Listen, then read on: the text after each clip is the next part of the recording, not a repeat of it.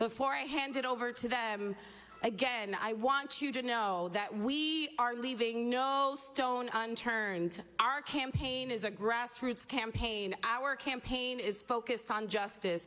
Our campaign is about uplifting voices. Our campaign is not about us or one person, better yet. It's about all of you. So I thank you. I urge you to keep talking, keep knocking on doors, and please help us build and help us preserve a better state, a better country, a better planet. Thank you.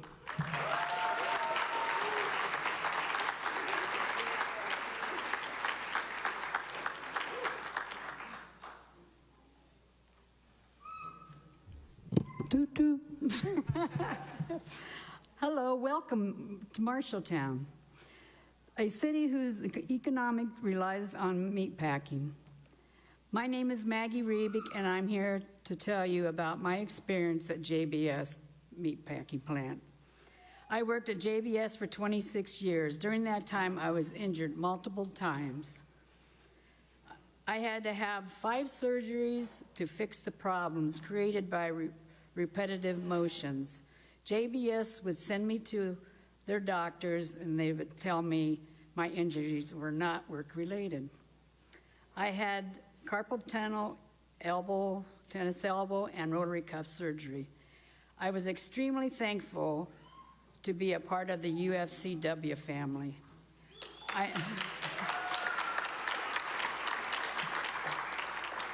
I'm grateful I didn't have to fight JBS. I had a backup. JBS is the biggest meat producers in the world, yet they treat their employees poorly. JBS profits $50 billion a year, but they share their wealth every Christmas with a $25 gift certificate. Yeah.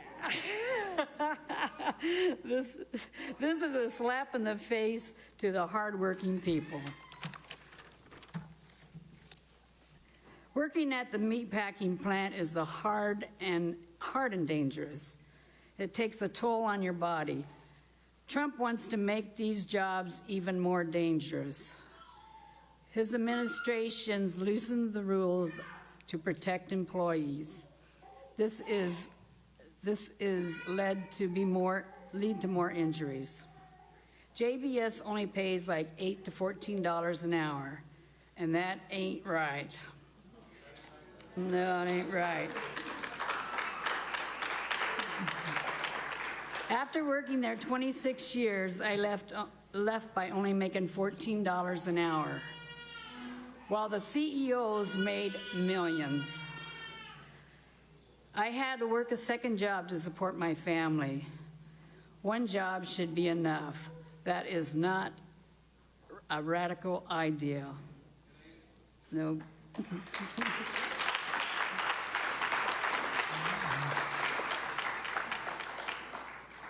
As Bernie has said, a job should lift workers out of poverty, not put them in it.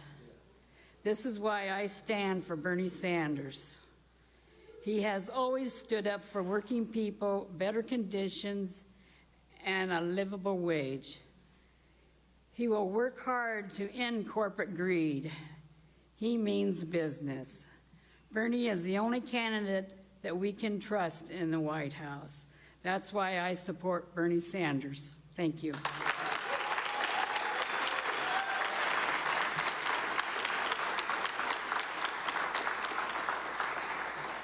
Now I'd like to welcome Pat to the stage.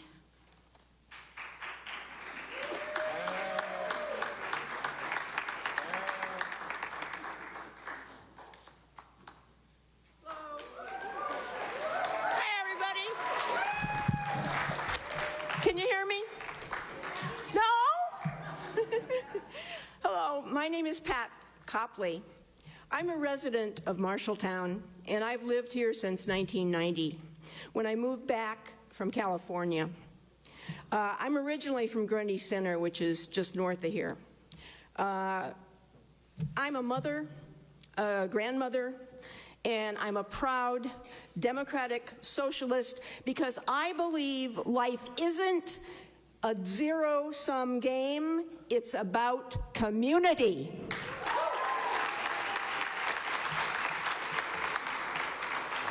I started working at the Marshalltown Medical and Surgical Center as a ward clerk in the spring of 1990.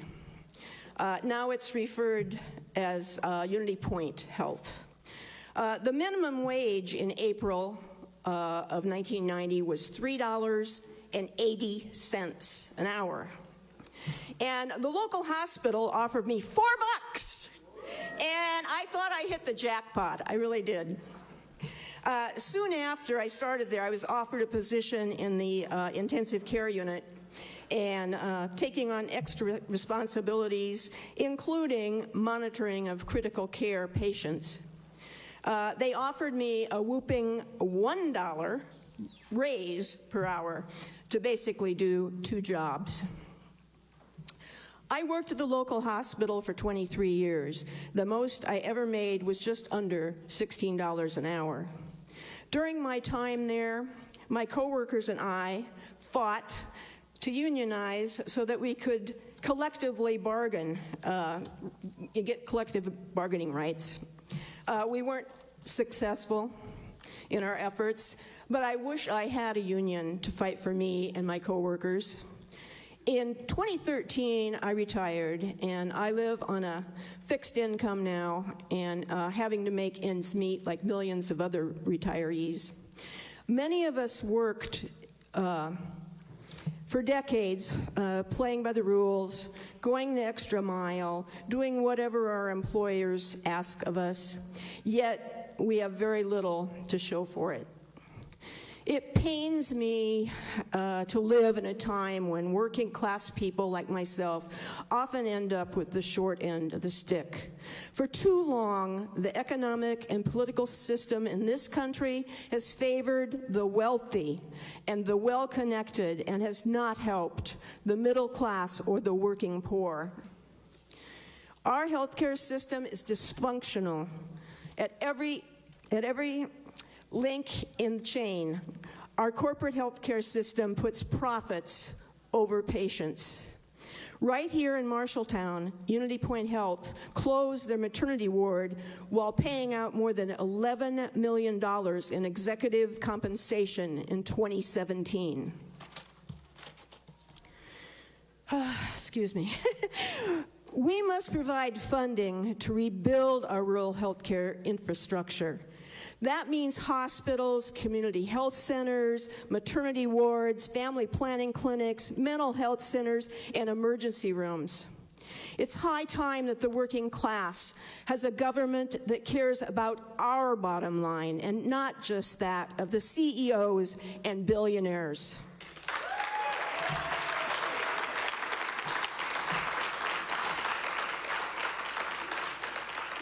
It's high time that we have labor laws that make it easier for workers to form unions so that they don't have to go through what I went through. It's high time that we have a president that is willing to reshuffle the stacked decks so that it favors employees over employers. Thank you. You bet. It's high time we have a government that cares about me, my neighbors, and those without the means to take care of themselves. I am supporting the only candidate that is willing to stand up to corporate interest, the only one willing to bet all his chips on the working class. Bernie has been fighting his entire life to make sure that people like me have a fair shot. It's high time that I repay him the favor. That's why I am going to phone bank, door knock, and canvass for Bernie Sanders, the people's champion.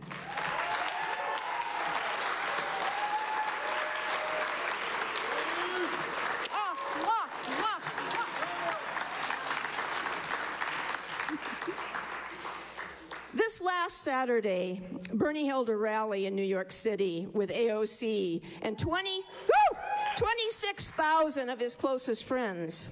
He asked everyone a simple question. He asked, are you willing to fight for someone you don't know?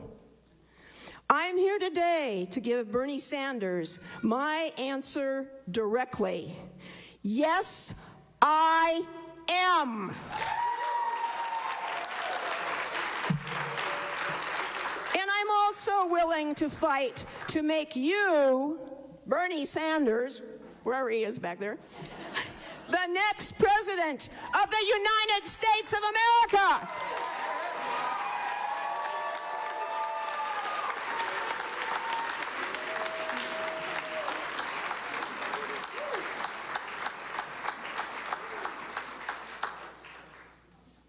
Hello, what a great turnout. Great enthusiasm in the room here. My name is Jason Rodebush. I'm from Brooklyn, Iowa. I'm one of the current supervisors of Poweshiek County. I've been married 24 years and have 4 kids. I'm a small business owner and grew up in rural Iowa. Our farmers are going through a difficult time now. Corporate greed from seed companies, fertilizer companies, and equipment companies, and a tariff war by our current president. It hurts our farmers and our small businesses that have driven down grain prices, and we need to change and help our farmers. I have a story from my hometown. A young girl came to our country when she was 3 years old. Her dad worked on a dairy farm. She went to school in Brooklyn K through 12, got her associate's degree, and then she signed up for the U.S. Coast Guard. She wanted to serve to become a citizen. She couldn't. This administration in the first month of power did away with it. Her recruiter didn't even know. Now she renewed her visa, and now she's I lost my place here. And now she's going to UNI to get her bachelor's degree. She just wants a path to citizenship. They are known as DACA. They are known as dreamers. To me, she's my oldest son's girlfriend. So when this president attacks immigrants and people of color, I take it personal because he's attacking my family. In this state, we had 3 counties that were going to raise their minimum wage to $15. Our Republican-controlled legislature said no. They say they want more local control, but they took it away from our counties. I have followed Bernie Sanders for 10 years. We have a lot in common. We believe in a path to citizenship, clean air, clean water, affordable health care for all, a living wage for all, criminal justice reform, campaign reform, fight corporate greed, protect small farmers, protect small businesses.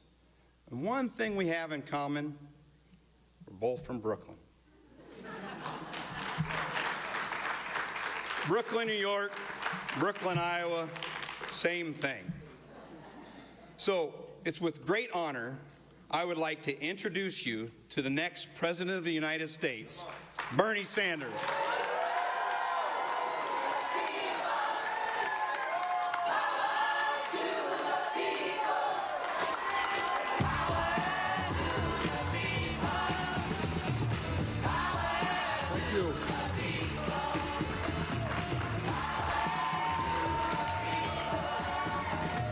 Thank you.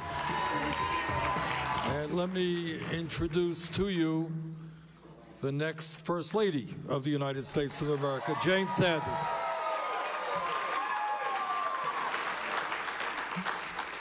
Well, thank you all very much for coming out today. And let me thank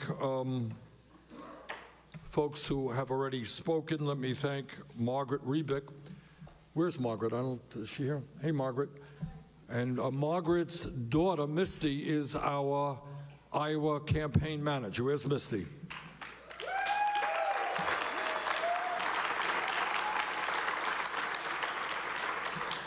So, Margaret, thank you very much for raising a wonderful young lady. And let me thank Pat Copley for his remarks, and let me thank Jason Roudebush for his support as well. I think all of you understand that our campaign is a bit different than other campaigns. Other campaigns that are taking place right now, and in fact, other campaigns that have taken place in the modern history of this country. Because we want to do several things. Number one, we obviously intend to defeat, and defeat badly, the most dangerous president in the history of this country, Donald Trump.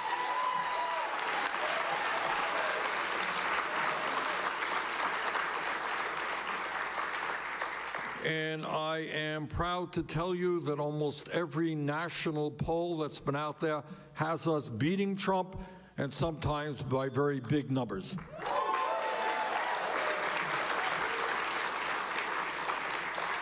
And we are going to defeat Trump because we are going to run a campaign of energy, a campaign of excitement, a campaign that speaks to the working families of this country, that speaks to young people, that speaks to all people who believe in justice.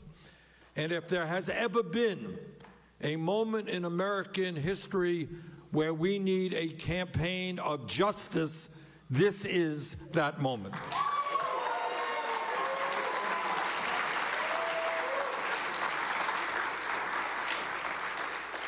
Now, I think many of you are familiar with the fact that many of the issues that we raised 4 years ago, which were thought to be radical and extreme, have suddenly become mainstream because the American people understand that the time is long overdue for us to have an economy and a government that works for all of us, not just the 1%.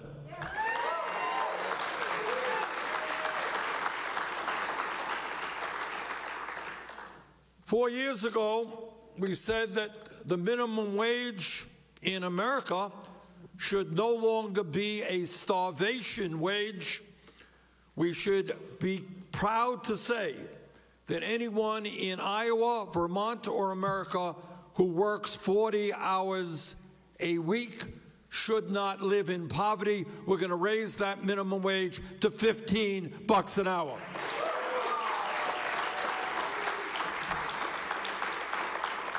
Four years ago, that was conceived to be a radical idea, but suddenly all over this country, because working people stood up and they said to their neighbors and their fellow country persons, we can't make it on $8, $9, $10 an hour.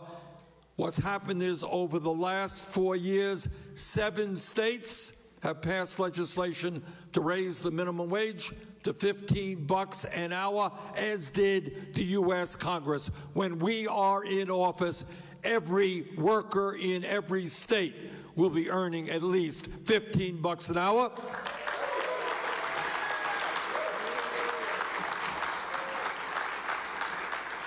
And women will get equal pay for equal work.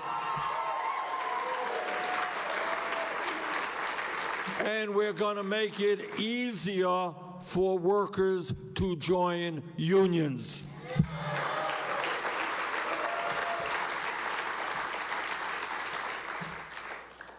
Four years ago, we said that in a rapidly changing economy, we got to rethink what public education means. No longer good enough to have K through 12 free public education. We need to make public colleges and universities tuition free.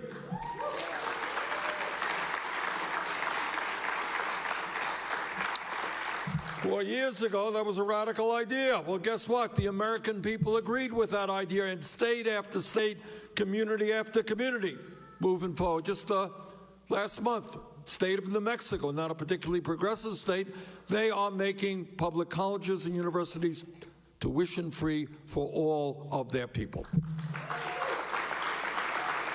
And we're going to do it for every state in the country. 4 years ago, came to Iowa, and I said, you know what? Maybe we should end the international embarrassment of the United States being the only major country on earth not to guarantee health care to all people as a right, not a privilege.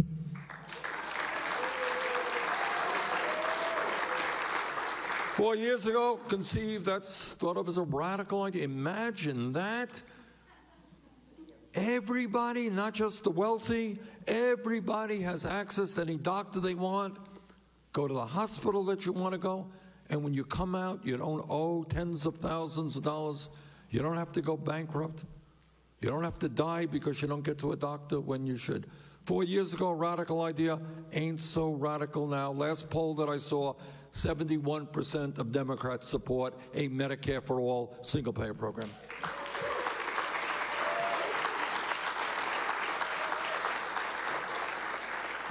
Four years ago, I was asked on a national debate, I was asked, what is the most serious national security issue facing the country? And you know what I said? I said climate change. Oh, my goodness. For some people, that wasn't the right answer. Well, for me, it was the right answer then, and it's the right answer now. And today, the people of Iowa, people of Vermont, people of America understand that in terms of climate change, we face an existential threat, not only to our own country, but to the entire world. And that is why I am proud to tell you that we have introduced the most comprehensive climate change legislation ever introduced by any candidate running for federal office.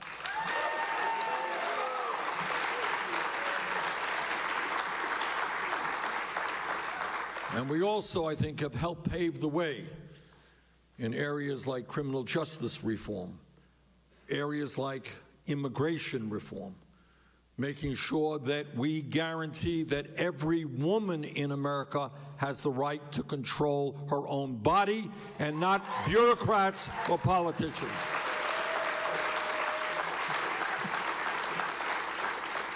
And we have also introduced a proposal to do what the American people want us to do in terms of the horrific epidemic of gun violence in this country. And that is why we have sweeping proposals that would make sure that people who should not own guns will not own guns.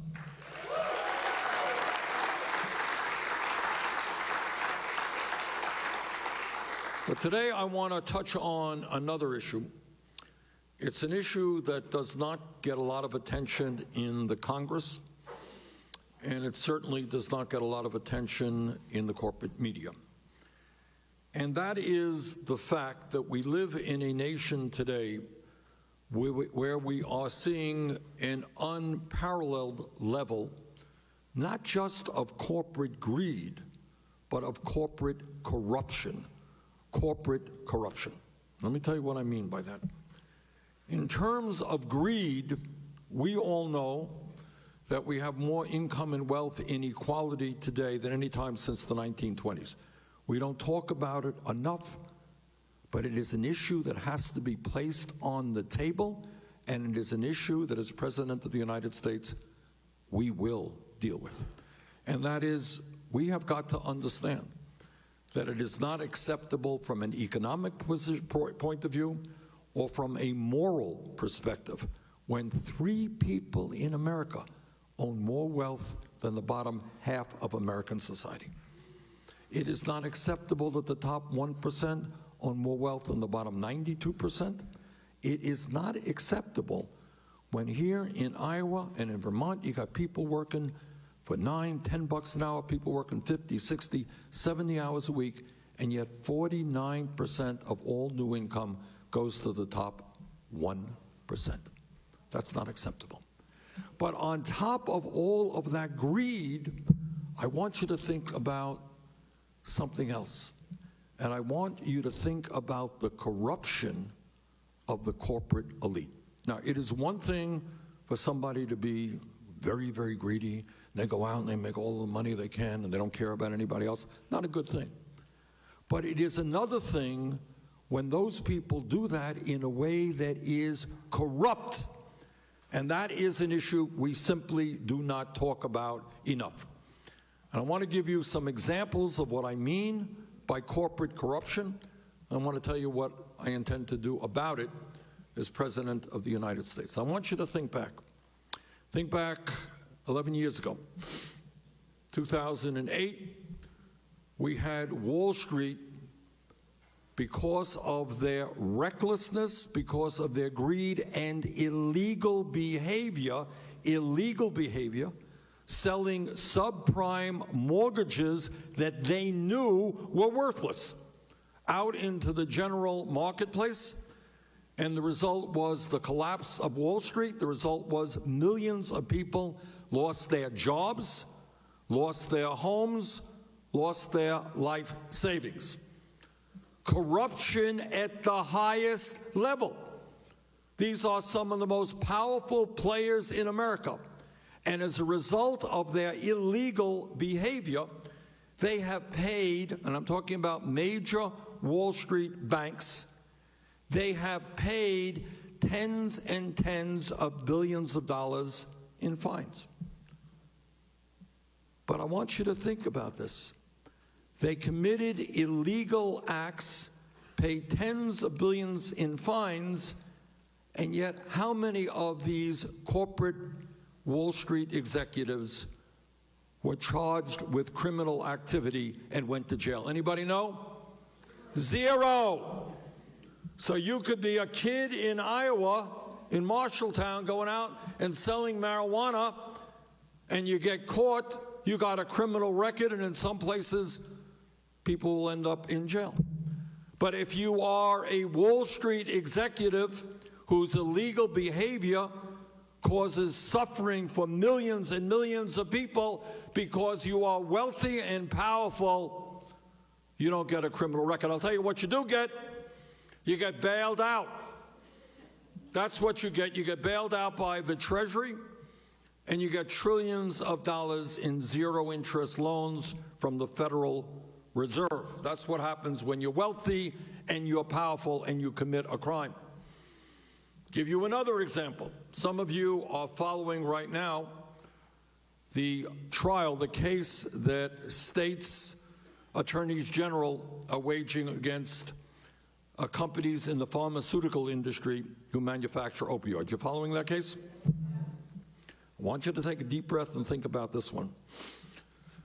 What the state's attorneys general are saying is that these major pharmaceutical companies knew that the product that they were selling all over this country and selling aggressively, hiring more and more salespeople, sell that product. They knew that that product was addictive and was killing people in our country. So this is not a mistake. I mean, sometimes we all make mistakes. Business people make mistakes. You make mistakes, and I make a mistake. Somebody unintentionally makes a mistake, it's a mistake. But here you have a circumstance where they knew what they were doing, and they put their enormous profits ahead of human life. Now, what do we say to an industry which not only was selling opioids, but also engages in massive amounts of collusion and price fixing? Some of you may know that a couple of months ago, I took some folks who are struggling with diabetes across the Canadian border into Windsor, Ontario. And I bought insulin there. They bought insulin. Do you know what the price differential was for the same exact product in Canada as it was in the United States? Who knows? That's right. They paid 1/10 the price in Canada that they were paying in the United States. And the reason for that is collusion, price fixing. And it's not just for insulin, it is for drug after drug, generic drugs, prescription brand drugs. They are engaged in price fixing. Meanwhile, 1 out of 5 Americans cannot afford the medicine their doctors prescribe. And you have senior citizens in Iowa and Vermont who are cutting their pills in half because they cannot afford the outrageous price of that medicine. Meanwhile, the top 6 drug companies made $69 billion in profit, engaging in collusion, engaging in price fixing, engaging in selling opiates to people all over this country that they knew was addictive and that they knew would kill people. Let me give you one more example, and I can go on with examples, but I want you to think about this one because we don't talk about it. We don't talk about it in Congress. We don't talk about it in the media. The scientific community tells us that climate change is the existential threat not only to our country or our planet. And what they are saying is if we do not get our act together in an extremely aggressive way to combat climate change, to transform our energy system away from fossil fuel to energy efficiency and sustainable energies, the planet that we will be leaving our kids and grandchildren will be increasingly unhealthy and uninhabitable. The fossil fuel industry, ExxonMobil and other large corporations, learned from their scientists and their engineers years and years ago exactly what carbon dioxide was doing to our planet. And you know what they did when they learned that they were in the process of destroying this planet? They lied. Just like the tobacco industry did 50 years ago when they lied about the health impacts of smoking. And what the fossil fuel industry did was put millions and millions of dollars into think tanks and other organizations saying, well, we're not sure what the cause of climate change is. We really don't know, and maybe it's this, maybe it's that. They knew it, and they lied. And they continue to lie, and they continue to destroy our planet. So here is the point.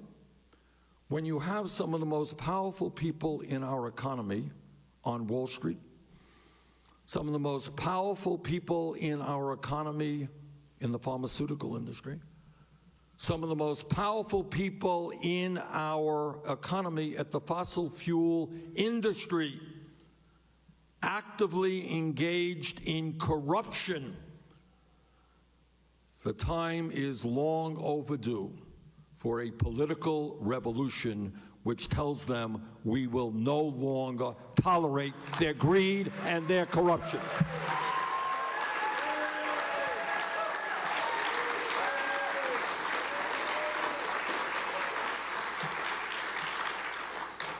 So let me tell you just a little bit about what our Corporate Accountability Act, and it's just one proposal of many that we have brought forth to address the needs of working families and take on the corporate elite. Let me tell you a little bit about what it does. For a start, it says what everybody in America knows to be true, that it is totally insane that we have large, profitable corporations today who make billions of dollars in profits and don't pay a nickel in federal income tax. We intend to end that outrage.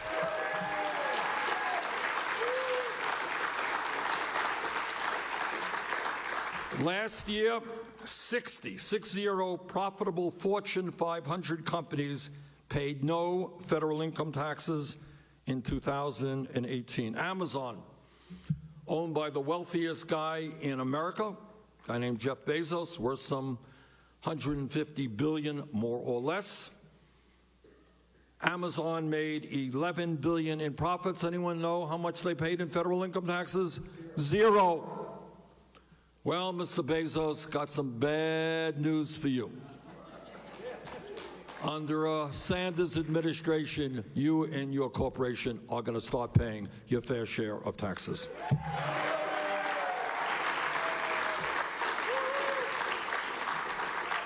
And on it goes. You got Netflix, General Motors, Delta, Chevron, all of these corporations making huge profits and not paying a nickel in federal income tax. Now, how does that happen? It happens because not only do you have a corrupt economic system, you have a corrupt political system. So instead of having a Congress working on raising the minimum wage to a living wage, working on making sure that every American has health care as a human right, you got a Congress under Trump that gives $1 trillion in tax breaks to the 1% and to large, profitable corporations. In fact, 83% of all of the tax benefits under the Trump proposals go to the top 1%. Well, we are going to end that outrage. We're going to rebuild our crumbling infrastructure. We need money to do that. We're going to provide health care to all as a human right. We need money to do that. We're going to make public colleges and universities tuition-free and cancel all student debt. We're going to aggressively deal with climate change, and we are going to have the wealthiest people in this country and the largest corporations start paying their fair share of taxes so that we can do all of that and more.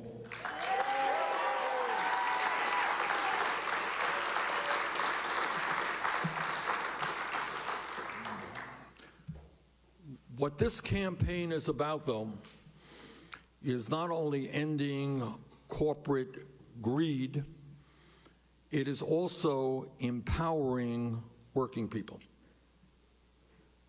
What does that mean? What it means is that right now you have millions of people going to work every day for one reason. They need a paycheck. They have to take care of the families, and we all understand that. Yet what I want to see is the empowerment of the American worker so that that worker has a say in terms of the job that he or she is doing. So we are going to do in this country what Germany has done for a number of years and say to large corporations, at least 45% of your board of directors are going to be made up of working people.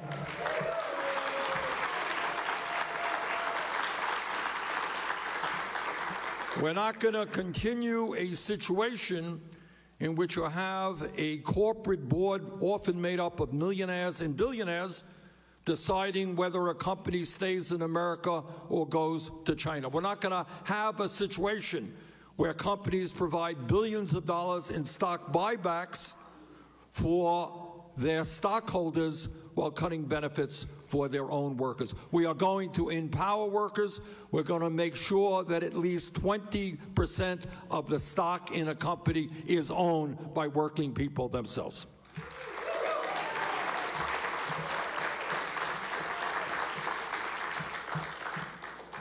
And lastly, in terms of our Corporate Accountability Act, we're going to deal with an issue that has been ignored for too long by Republican administrations, certainly this one, but Democratic administrations as well. And that is what we are seeing in this country, in one sector after another sector in our economy, is growing concentrations of ownership and monopolistic control. All right, let me tell you, and again, we don't talk about this very much, but let me give you an example of what I mean. Right now on Wall Street, you have 6 large financial institutions that have assets equivalent to half of the GDP of the United States of America, over $10 trillion, controlled by 6 financial institutions. Back in 2009, we bailed out Wall Street because they were too big to fail. You remember that? 3 out of the 4 largest banks in America are now bigger today than they were before we bailed them out. And that is why we are going to break up the large banks on Wall Street, so we'll never again have to bail them out.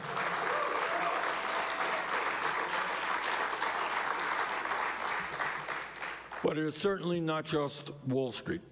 Today we have 2 Silicon Valley corporations, Facebook and Google, who control 60% of the entire digital advertising market. You got that? 2 companies, 60% of the advertising market.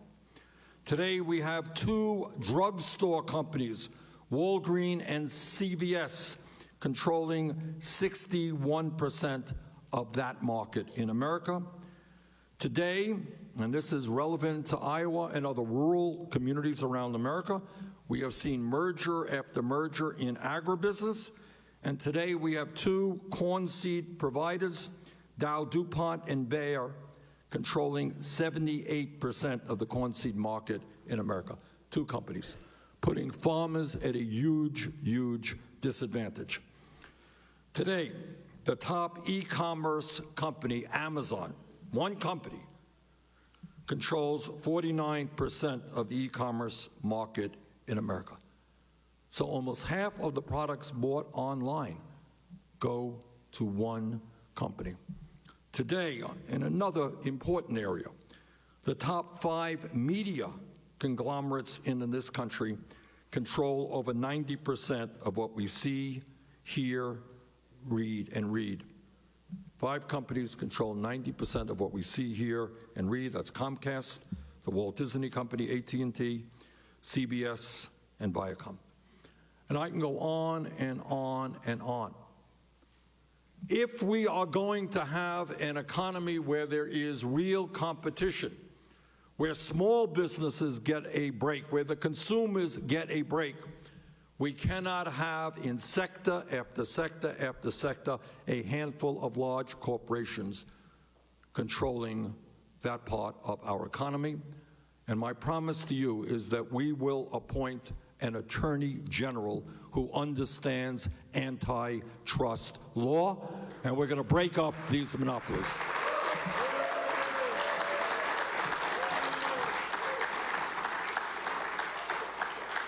So, my friends, what our campaign is about is not just beating Trump.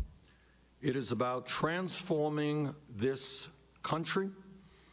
It is about creating an economy and a government that work for all. It is about empowering working people to have a heck of a lot more control over their own lives than they do right now. So I'm here this evening to ask for your help. I don't have to tell anybody in this room that Iowa plays a very disproportionately large role in the political process. I know, because I've been all over the state, that the people of Iowa take that responsibility very seriously. I would not be surprised if many people sitting here have heard from many other candidates. You want to hear what candidates are saying, you want to analyze their records, and that is exactly what you should be doing. Now, I have been, this is my last pitch for me, all right? I've been criticized for being old. I plead guilty. I am old.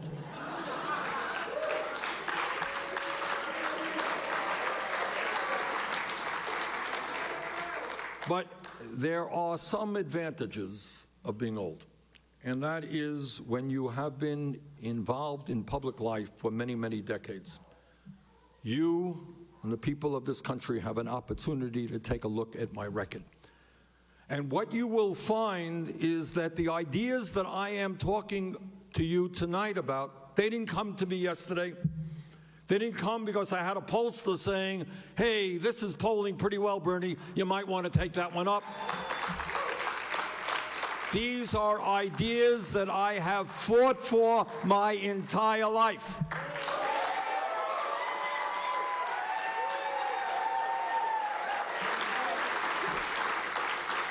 It's not just that I have a 100% voting record for workers and unions.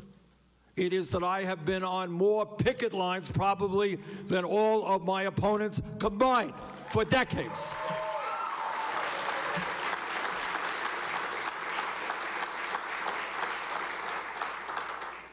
So I would ask people to take a hard look at my record. That's a record that I am very proud of. And what I think you will conclude and understand, that somebody who has fought for workers' rights, somebody who has fought for Medicare-for-All, somebody who has taken on every powerful special interest in this country for decades, that is the person, when he gets to the White House, ain't going to change his point of view. He's going to continue fighting as he always has. So let me just thank all of you for being out here this evening, and I'd be happy to take a few questions if anybody has any. Okay, Misty, do we have some mics here? Let's see. Okay, yeah, ma'am, stand up. Give us your name, please. My name is Sue Bethke. Sue? I'm from Indianola. Thank you for coming back to Iowa. Welcome back.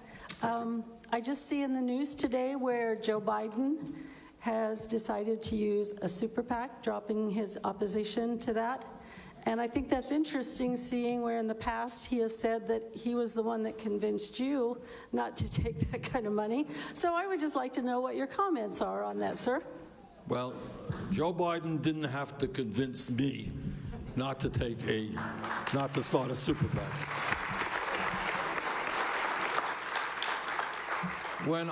Thank you for the question. When I talked about the corruption of the American political system, what it gets down to is that a very small number of people, many millionaires and billionaires, are today, especially as a result of Citizens United, which, by the way, we are going to overturn.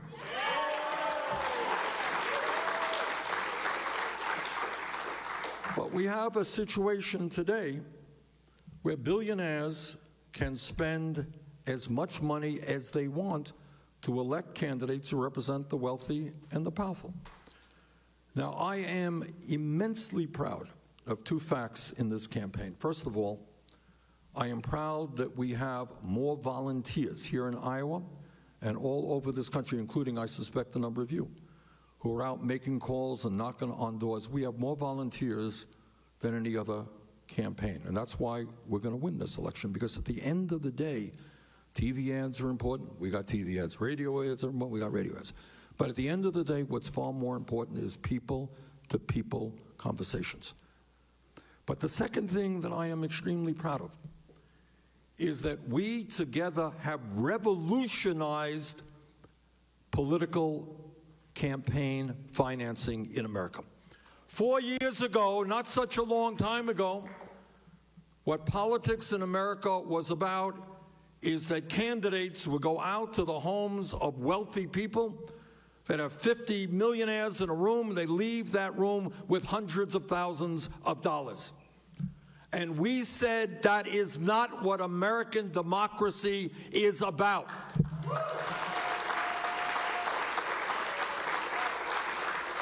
It is an outrage. You read it in the papers every day. An article in the New York Times the other day, a group of donors said A, B, and C. Who the hell cares what a group of rich donors say? They no longer control. What they're upset about, let me tell you what they're upset about. They're upset that we have in this campaign over 1 million Americans who have made contributions to our campaign.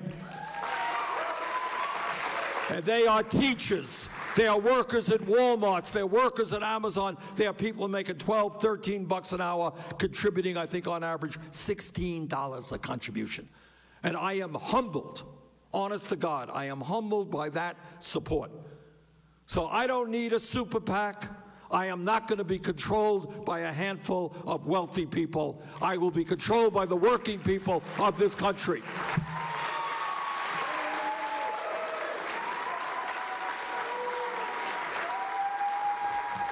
Okay, thank you for that question, Sue.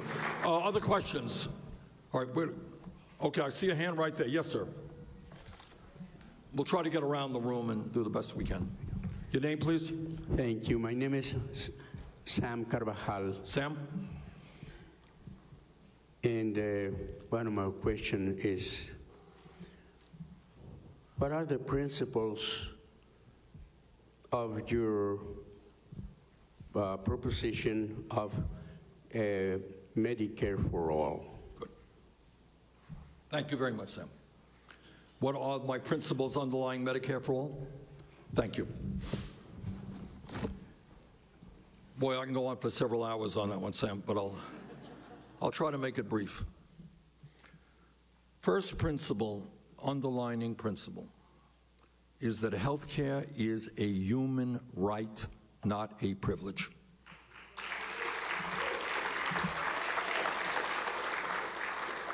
Does anybody, I want to be, let's have an honest discussion here. Let me ask you a question. Does anybody here disagree with the fact that in America, every man, woman, and child, regardless of the income of his or her family, should be able to go to the doctor when they need to go to that doctor without worrying about not being able to afford it, and should be able to get out of a hospital if, God forbid, they end up in a hospital without being deeply in debt? Who disagrees with that principle? There are very few people in America who do. And the point is, 4 years ago when I raised this issue, Sam, people thought it was a radical idea.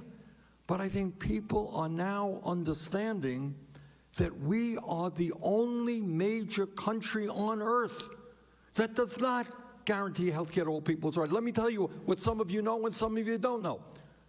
I live in Burlington, Vermont. I'm 50 miles away from the Canadian border. Canada, in many ways, smaller country than we are, but in many ways, very similar. In Canada, if you end up in the hospital with serious cancer treatment, if you end up in the hospital with a heart transplant, what is the bill that you get when you leave the hospital? Anyone know? Zero. You go to any doctor you want, you go to any hospital you want. All I am trying to do, taking on the healthcare industry, taking on the drug companies, all I am trying to do is what every other major country on earth already does. And what our Medicare-for-All program, Sam, is about is very simple. People say, well, Medicare-for-All is going to disrupt the healthcare system. Quite the contrary. It is the simplest and most straightforward way to provide universal health care. This is what we do. First of all, Medicare today is the most popular health insurance program in America. We improve it and we expand it. Trump is lying when he tells you that we're going to weaken Medicare for seniors. We're going to improve it. You know why? Anybody here on Medicare? All right. Does it cover dental care? No, it does not. Does it cover hearing aids? No. Does it cover eyeglasses? Does it cover home health care? No, it does not. We are going to expand Medicare, Sam, to cover home health care, dental care, eyeglasses, and hearing aids. And then the other thing that we do is that over a 4-year period, not a radical idea, today the eligibility age for Medicare is 65. First year, we lower it to 55. Ain't a radical idea. People 56, 60, 63 suddenly have Medicare.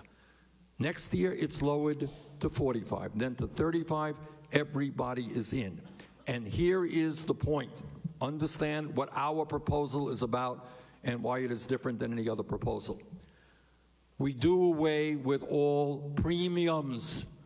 Premiums gone. We do away with all co-payments. We do away with deductibles and out-of-pocket expenses.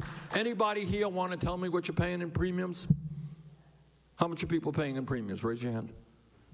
Anyone want to be bold? I see a hand back there. Ma'am? How much? All right, you're paying $12,000 a year. Do you have a deductible? Okay, so you're going to have to pay out-of-pocket. Do you have prescription drug costs? Okay, so you're paying at least $12,000 a year plus co-payments and out-of-pocket expenses, yes? Okay. Anybody else want to tell us what they're paying for premiums and so on? Sam, I'm going to get back to you, but I want to get some information on premiums. Anybody else want to talk about premiums? All right. Yes, I see a, yes, ma'am.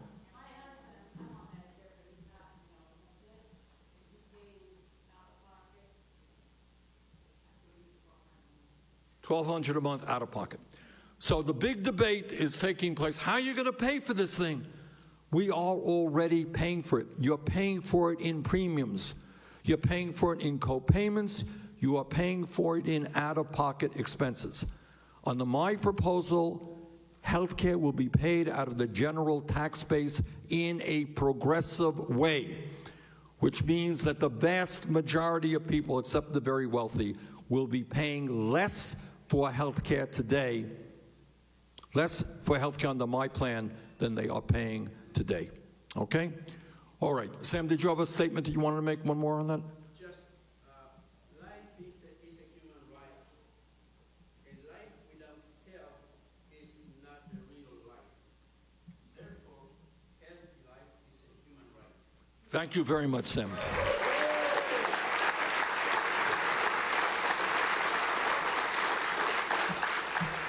Okay, I see a hand over there, sir. Yeah, right there. Let's get, Mike right there. Thank you, Senator Sanders. I have a student loan question. So I would love to see all student loans disappear. I know me, a lot of my colleagues, particularly younger people than me, it's hurting them badly. I'm a little worried, though, that Congress is going to be very tough to work with on that. So my question is, do you think that in the absence of congressional action, would you be willing to do something more moderate, like issue an executive order that at least returns basic bankruptcy protections to the loans? Well, I will use the power of the presidency in any way that I can, and I understand your point. It's a bankruptcy bill that I strongly opposed, which was strongly supported by an unnamed candidate. I'll let you guess who he is. I'll let you guess which vice president he is. Yeah, of course, that bankruptcy bill was a disaster, but you're thinking too small. All right, we have a student loan situation which is really a crushing blow for many, many millions of people. I go all over the country and I ask people, and it's not just young people. There are people today, I met this guy in Nevada who's in his late 50s, I think, and he said, you know what? They are going to garnish my Social Security check in order to get my student loan. Can you imagine that? All right? So here is the point, and what I beg of you, and what this campaign is about, is thinking big, not small. Think about the fact that Congress, against my vote, was able to bail out Wall Street. Congress, under Trump, gave $1 trillion in tax breaks to the 1% in large corporations. Congress every year allocates hundreds of billions of dollars in tax breaks and subsidies to the fossil fuel industry. Congress is now voted to spend $750 billion a year on the military, more than the next 10 countries combined. If you could do all of those things, what we can do is have a modest tax on Wall Street speculation, which will raise more than enough money to cancel all student debt in this country and make public colleges and universities tuition-free. That's what I intend to do.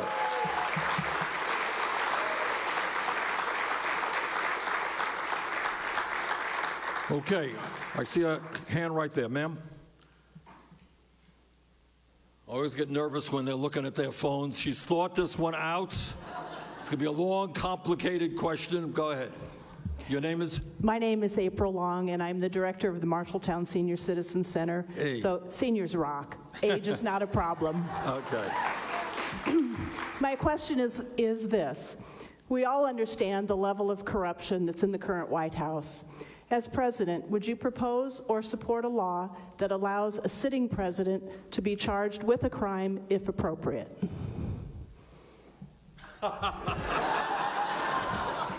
Oh, yeah, all right.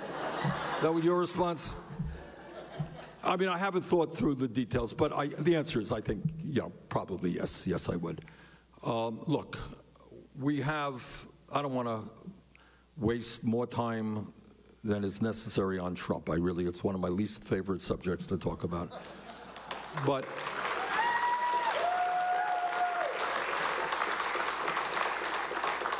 I think the evidence is becoming increasingly clear.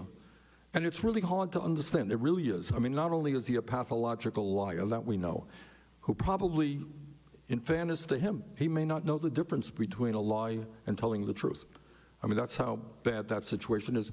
But clearly, this is a president who has no concept of what the Constitution is, no concept of the separation of powers in our Constitution, no understanding that nobody in this country, including the President of the United States, is above the law. Not something that he understands.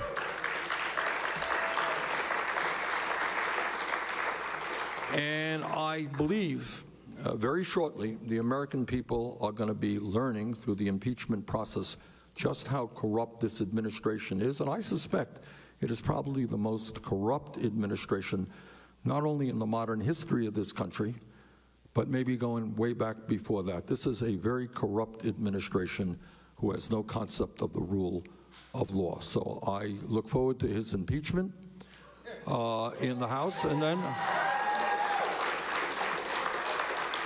as a member of the United States Senate, we will hear the evidence for him and against them, and I will cast my vote. But at this point, what I believe is that he has committed impeachable offenses in terms of obstruction of justice with regard to the Mueller investigation, in terms of the emoluments clause, which doesn't get all that much attention, but the Constitution is clear. The President of the United States cannot use his office to enrich himself.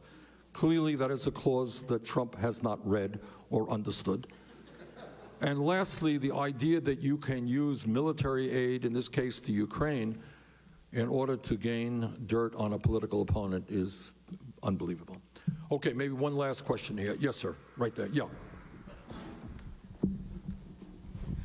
Hello, sir. My name is Jeff Hutchcroft-Nickel, and I live here in Marshalltown.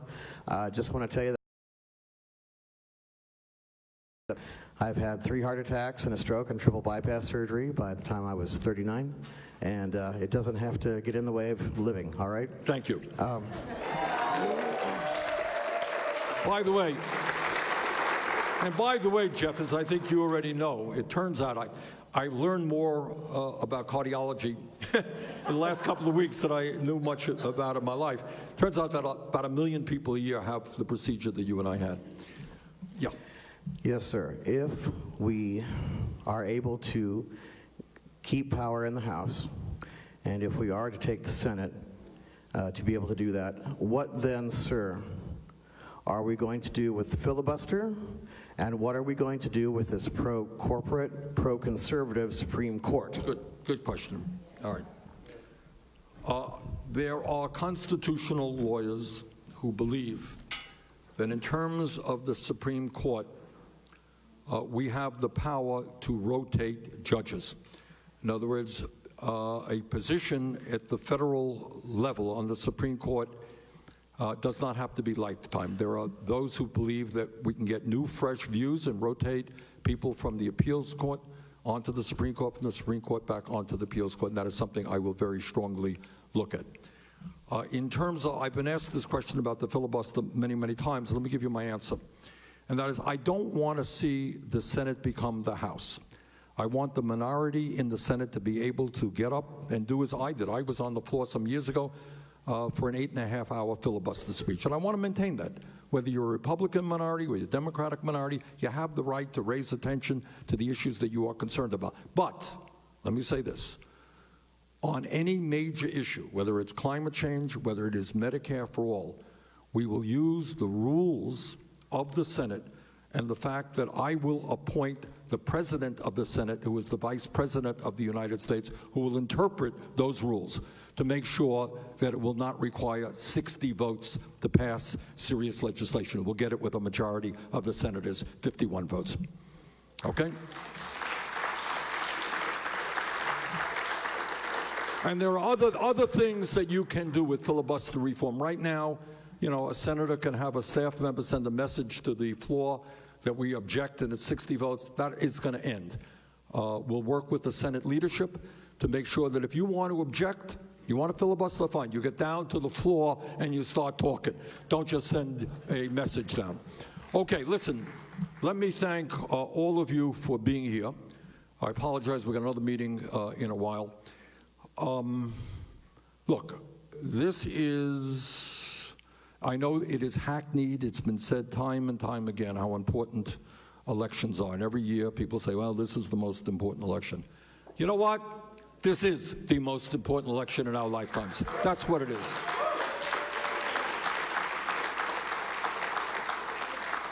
This election is about making sure we maintain democracy in this country and don't move to an authoritarian form of society. It is about dealing with a corrupt political system, a rigged economy. It is about making certain that your kids and your grandchildren, and I have 7 grandchildren, are able to live in on a planet that is healthy and is habitable. So what my request of you, obviously I'm here to ask for your support. I think we stand a great chance to win here in Iowa with your support. But we need you to be involved in the caucus process. We need you to be involved the day after the election.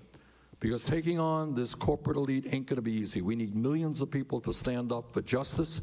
And when we do that, we're not only going to beat Trump, we're going to transform the economy and government of the United States. Thank you so much.